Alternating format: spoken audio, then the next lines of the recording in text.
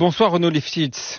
Bonsoir. Vous êtes expert en cybersécurité, crypto-monnaie. Alors juste, on va rappeler un point d'étape, mais la crypto-monnaie, on connaît le Bitcoin, c'est une monnaie numérique indépendante des banques qui a pris énormément de valeur ces derniers temps. Voilà pour, je dirais, ce qui est le plus dans l'actualité. Mais Renaud Lifshitz, cette réunion avec cette multiplication de rap d'enlèvement, est-ce qu'elle était nécessaire ? Alors c'est une bonne chose que les professionnels du secteur aient été reçus et partiellement entendus. Par contre, au niveau du résultat de la réunion, c'est là où je suis beaucoup plus critique, puisque en fait, on s'attaque pas aux causes du problème. On propose des pansements un petit peu, j'ai l'impression. Hier même, les professionnels ironisaient en disant peut-être que le gouvernement va proposer un numéro vert. En fait, on n'en est pas très loin avec la priorité d'appel au 17. Mais moi, je juge pas que c'est quelque chose d'utile une fois que quelqu'un est tabassé dans une camionnette et débarrassé de son téléphone, malheureusement. Si vous m'excusez les mots. Et par ailleurs, quand Bruno Retailleau écrit qu'il va renforcer la traçabilité des crypto-monnaies et des services experts dans le traçage de crypto-monnaies, en fait, c'est exactement l'inverse que ce que souhaitent les professionnels. C'est-à-dire que les professionnels souhaitent davantage de vie privée et pas qu'on augmente leur traçabilité, et notamment qu'on augmente la collecte d'informations les concernant, notamment où ils habitent. France Info. On est toujours avec Renaud Lifshitz, vous êtes expert en cybersécurité et crypto-monnaie. Après cette réunion ce matin, place Beauvau, ministère de l'Intérieur, autour de Bruno Retailleau, des acteurs des crypto-monnaies, après ces séquestrations et ces tentatives d'enlèvement dans le secteur. Avant le fil info, Renaud Lifshitz, vous mettiez en avant le fait que les causes du problème ne sont pas adressées par le gouvernement. Quelles sont selon vous justement les causes de ces enlèvements ? Les causes, en fait, ce sont simplement l'exposition de plus en plus fréquente, en fait, des données à caractère personnel des gens, des entrepreneurs, et pas seulement d'ailleurs que des entrepreneurs crypto. Mais aujourd'hui, par exemple, il est très simple, en allant sur un registre du commerce, de trouver l'adresse de n'importe quel auto-entrepreneur. C'est une information qui est publiée. Donc qu'elle soit collectée, c'est une chose, mais là, elle est vraiment volontairement publiée.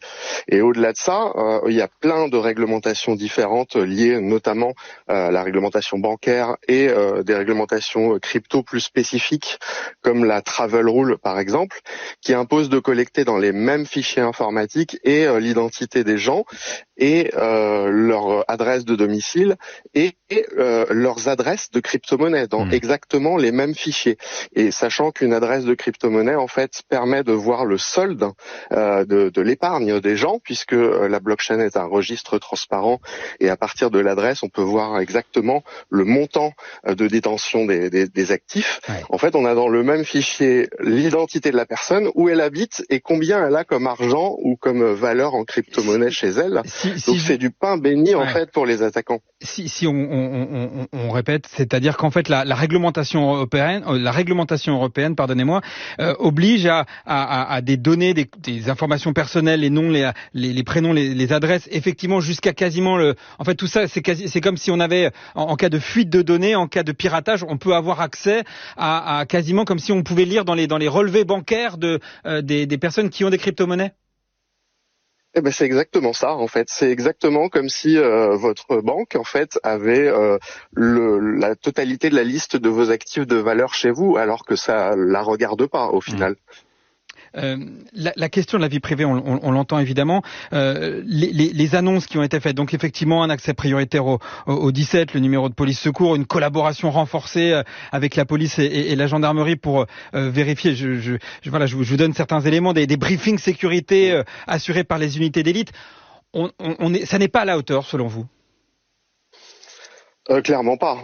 Je veux dire, là, la plupart des enlèvements n'ont pas lieu au domicile des gens, donc un audit de sécurité du domicile, je veux bien, mais si on regarde concrètement ce qui s'est passé, ça n'aurait pas été utile dans aucun des cas récents.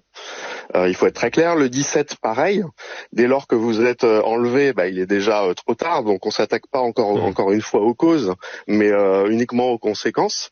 Il y a pas de, en fait, on ne s'attaque vraiment pas à l'origine du problème, et c'est des sortes de mesurettes, de pansements sur un problème qui est gravissime et qu'on devrait voilà, s'attaquer structurellement au problème, c'est-à-dire ne pas divulguer les informations de gens qui sont aisés, riches, sur Internet ou dans des fichiers sensibles. Il faut savoir qu'il y a des fuites de données presque toutes les semaines en France, et il y a même globalement plus de 200 000 personnes qui sont victimes d'usurpation d'identité d'après les chiffres du ministère de l'Intérieur, parce que justement, quand on donne sa carte d'identité ou un justificatif de domicile auprès d'un acteur privé, immanquablement, en fait, un jour ou l'autre, ça va fuiter.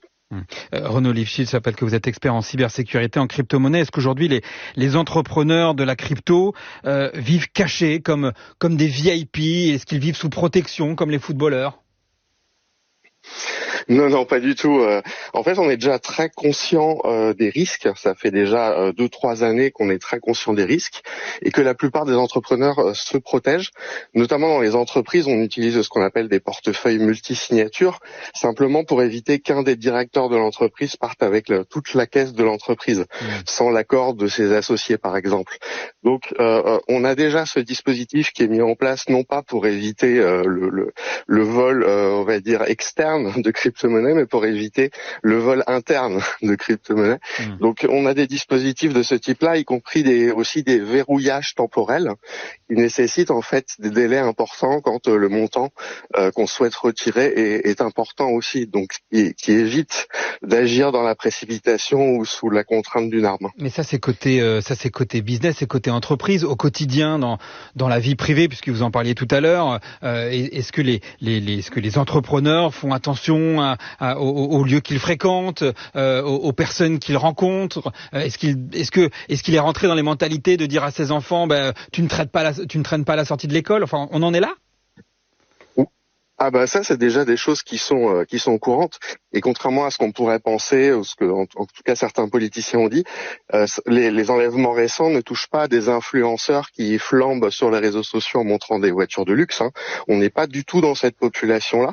On est dans une population d'entrepreneurs professionnels qui ont été touchés. Et pour le coup, par exemple, dans l'affaire Ballan, ce monsieur vivait à la campagne, dans une zone très isolée, n'avait pas de compte sur les réseaux sociaux, était extrêmement discret. Et moi qui suis depuis 15 ans dans l'écosystème, j'en avais entendu parler une fois, alors que c'est un des directeurs associés d'une très très grosse société. La question, c'est finalement combien de personnes en France seraient entre guillemets à sécuriser si on écoutait le ministère de l'Intérieur? En fait, c'est là où je pense que il y a une incompréhension, parce que il n'y a pas de montant de limite de crypto, etc. Et surtout, on constate dans les affaires récentes que c'est l'entourage aussi de ces gens-là qui est pris à partie, puisque à chaque fois il y a donc ce principe mafieux d'enlèvement d'un proche ou de mutilation d'un proche pour faire pression sur le porteur de crypto-monnaie pour que il puisse payer une rançon. Tout de même, Renaud Lifshitz, peut-être c'est notre dernière question, mais vous parliez du respect de la vie privée, du fait qu'il serait intéressant et important pour la sécurité des entrepreneurs que leurs noms, leurs adresses ne soient pas consultables dans des fichiers en regard du montant dont ils disposent en termes de crypto-monnaie. Mais vous savez aussi que si ces informations sont publiques ou parfois répertoriées, c'est aussi parce que les cryptos, ça sert parfois dans les trafics, dans le banditisme, et que finalement c'est peut-être aussi une manière de prévenir le banditisme. Est-ce qu'il y a un équilibre à trouver? Alors ça, c'est une idée reçue, parce qu'en fait, quand on regarde les études, à la fois les organismes privés comme publics, y compris police, gendarmerie, Europol, disent que le pourcentage en fait de trafic illicite sur les crypto-monnaies est extrêmement faible, même à la limite du mesurable. On est autour de 0,2% d'activité illicite sur les crypto-monnaies, là où avec l'euro, simplement l'euro, et notamment le cash ou les transferts bancaires, on est autour de 3%. Ça, c'est les chiffres officiels de la Commission européenne. Donc voilà, c'est des chiffres pas trop contestables, on va dire. Donc on a 20 fois plus en pourcentage, grosso modo, de trafic illicite sur l'euro que sur les crypto-monnaies. Et en volume, c'est à peu près 1000 fois plus. Pour autant, on peut toujours, par exemple, payer chez un commerce en espèces. Il n'y a pas de problème, c'est tout à fait autorisé. Et si on fait la même chose, en fait, Et si on fait la même chose en crypto-monnaie, en fait, c'est pas du tout efficace parce que quand on va payer, on va dévoiler son adresse à travers une transaction blockchain puisqu'elle est publique. Donc le commerçant dévoile son adresse et l'acheteur, le client, dévoile aussi son adresse. Donc chacun dévoile le montant de ses actifs. Peut-être un tout dernier mot. Au niveau européen, au niveau mondial, est-ce que cette question se pose aussi? J'imagine que oui. Bien sûr, bien sûr. En fait, c'est plutôt une réglementation qu'il faudrait adresser au niveau européen, voire au niveau mondial. C'est pas qu'une question malheureusement française.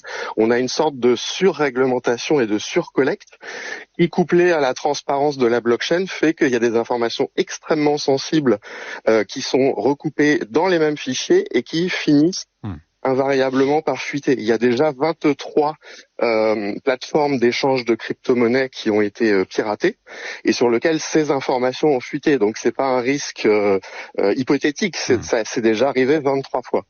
Merci beaucoup Renaud Lifshitz d'avoir été avec nous ce soir, expert en cybersécurité, expert en crypto-monnaie. On comprend mieux les enjeux de cette sécurité autour des entrepreneurs et notamment aussi de leurs proches. Merci beaucoup.